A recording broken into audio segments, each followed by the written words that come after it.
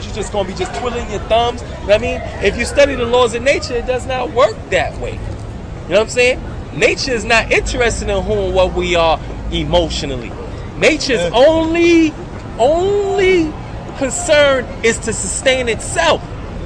Period. You know what I'm saying? Period. Nature will create a plant that will heal, and nature will also create a plant that will kill. You know what I'm saying? So nature's only interest is to maintain. I gotta leave it there.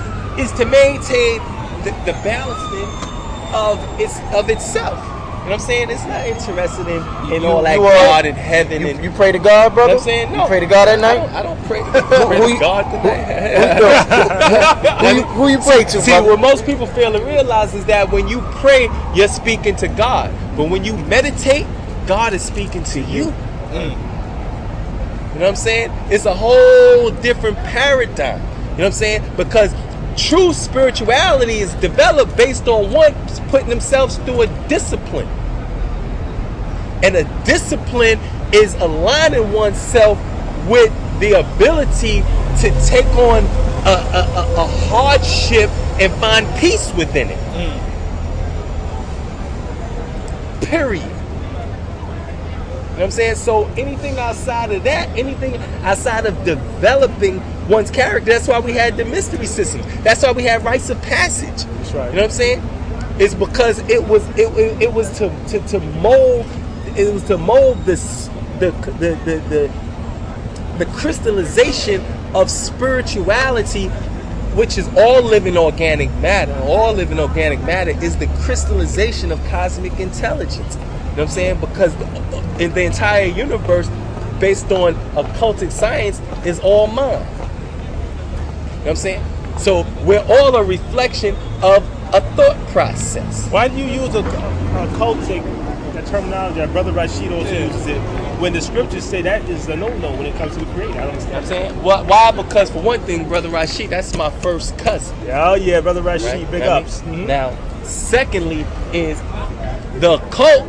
They took the occult and hid it from us for the simple fact is that was our salvation. You know what I mean? Because the occult taught us, you know what I'm saying, how the principles of the universe based on the first reflection of all living organic matter, and that is the atom. Okay. You know what I mean? And the atom is responsible, you know what I'm saying, for all that's in existence. Of course.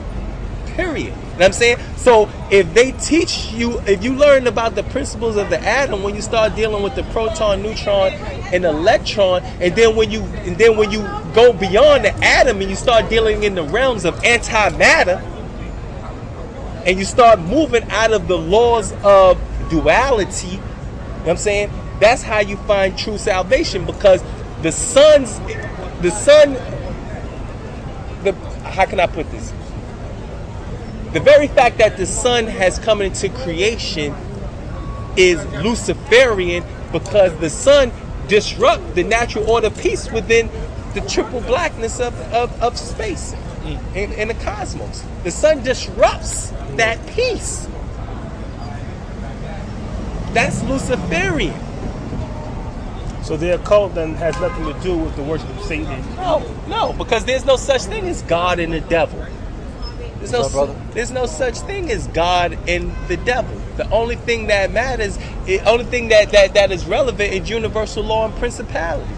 Who put those laws into place? I mean, who put You have created laws, itself. All right. The creation itself, created itself, put those laws into place. You know what I mean? And these are the cultic sciences. You know what I mean? These are the cultic sciences. The word occult only means that which is hidden. Exactly. You know what I'm saying? That which is hidden.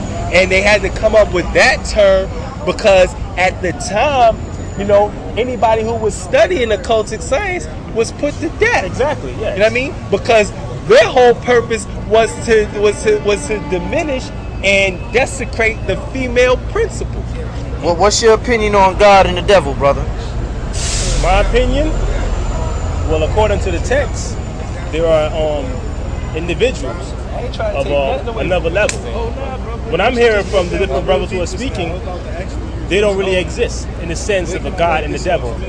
What does that mean? I'm kind of confused by that statement. They don't exist. In what sense? If there's a creator, who is he or who is she? So they had names in Egypt, they had names in Babylon and Chaldea. So who are they? They don't have a name. What is the creator? What is it? Is it just an energy, or is it a spiritual being? Go online and put in Anunnaki on the So you're trying to figure out if they existed or not. Exactly, you have to.